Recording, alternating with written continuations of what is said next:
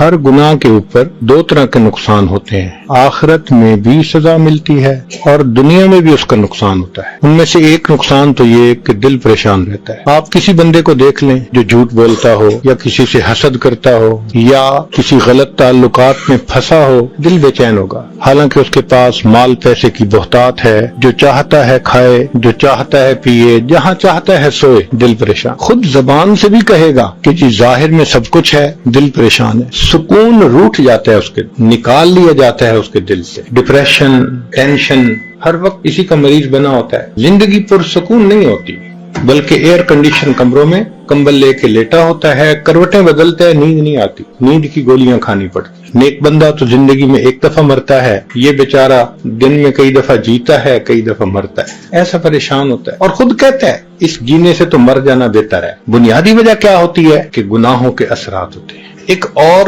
وجہ گناہوں کی وجہ سے جو پیش آتی ہے کہ عبادت کی توفیق چھن جاتی ہے۔ چنانچہ انسان اگر بدنظری کا ارتکاب کرے، تہجد کی توفیق نہیں ملتی، تکبیر اولیٰ کی توفیق نہیں ملتی، مسنون دعائیں بہت سارے لوگوں کو یاد ہوں گی، موقع پہ پڑھنی یاد نہیں آتی، یہ گناہوں کا وبال ہوتا ہے۔ ہمیں ایک حافظ قرآن نوجوان ملا، کہنے لگا حضرت حفظ قرآن کیا ہوا تھا 9 سال میں، کبھی ناظرہ بھی قرآن ختم نہیں کیا۔ توفیق چھن جاتی ہے، فجر کی توفیق نہیں ملتی، قضا ہو جاتی ہے، آنکھیں نہیں کھلتی، الارم لگا کے رکھتے ہیں، الارم بھی بند کر دیتے ہیں، پتہ بھی نہیں ہوتا کیا یا نہیں کیا۔ تو ایک گناہوں کا یہ بھی وبال کہ نیک عمل کی توفیق چھن جا، دعا مانگنے کو دل نہیں کرتا، بس ہاتھ اٹھائیں گے اور آدھے منٹ کی دعا، رونا تو بڑی دور کی بات ہے، اللہ کے سامنے آنسو بہانا تو بڑی دور کی بات ہے، آنکھوں میں قحط سالی ہوتی ہے، بارش نہیں ہوتی، یہ گناہوں کا وبال ہوتا ہے۔ ایک یہ کہ بے برکتی ہوتی ہے زندگی میں، جو کام میں ہاتھ ڈالو وہی ادھورا، کوئی کام سمٹتا نظر نہیں آتا،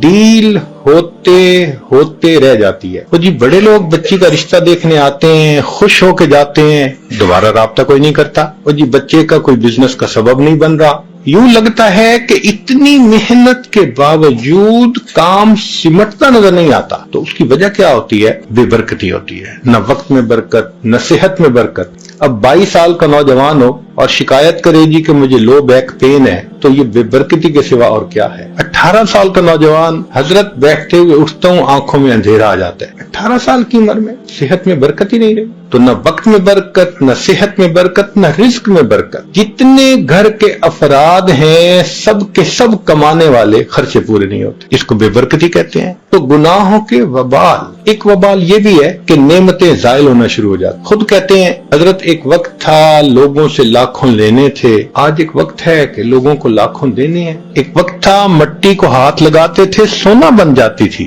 آج سونے کو ہاتھ لگاتے ہیں مٹی بن جاتی۔ کیوں ایسا ہوتا ہے کہ جو پروردگار نعمتیں دینا جانتا ہے وہ پروردگار نعمتیں لینا بھی جانتا ہے، تو گناہوں کی وجہ سے اللہ نعمتیں واپس لے لیتے ہیں۔ تو آخرت میں تو جو سزا ملے گی وہ تو اپنی جگہ، دنیا میں ہی ان گناہوں کی وجہ سے مصیبتیں ہوتی ہیں انسان کے سر پر۔ اس لیے ان گناہوں کا ایک ہی حل ہے کہ انسان ان سے توبہ کرے۔ یہ نہیں ہو سکتا کہ گناہ بھی کریں اور اللہ بھی راضی رہے، با مسلمان اللہ اللہ، با برحمن رام رام، یہ نہیں چلتا، ایک کا بن کے رہنا پڑتا ہے۔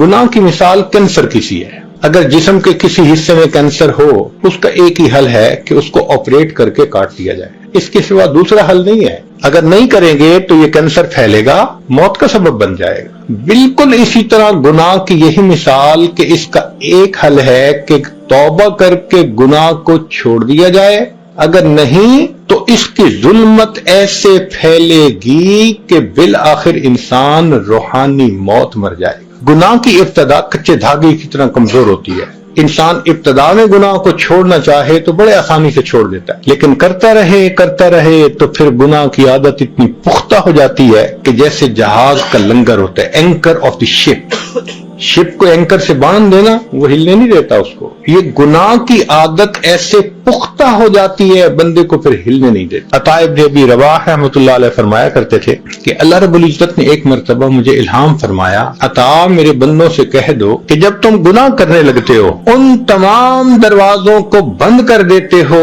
جس سے مخلوق دیکھتی ہے، اس کو بند نہیں کرتے جس سے میں پروردگار دیکھتا ہوں، کیا اپنی طرف دیکھنے والوں میں में सबसे कम दर्जे का मुझे समझते हो? 3 साल का बच्चा भी पास हो तो फहश हरकत करने से घबराते हैं, और अल्लाह देख रहे होते हैं और हमें उसका कोई डर महसूस नहीं होता। इसका मतलब ये कि हमने अल्लाह की इतनी भी कदर न की, इतना भी लिहाज न किया। तो गुनाहों के अपने असरात हैं। हमारे एक बुजुर्ग फरमाया करते थे कि जो शख्स इल्म और इरादे से गुनाह करना छोड़ देता है, अल्लाह ताला उस बंदे की दुआओं को रद्द करना छोड़ देता है। फिर ऐसा बंदा जब हाथ उठाता है, अल्लाह ताला उसके हाथों की लाज रखते हैं। मुख्तलिफ चीजों की अपनी अपनी तासीर होती है।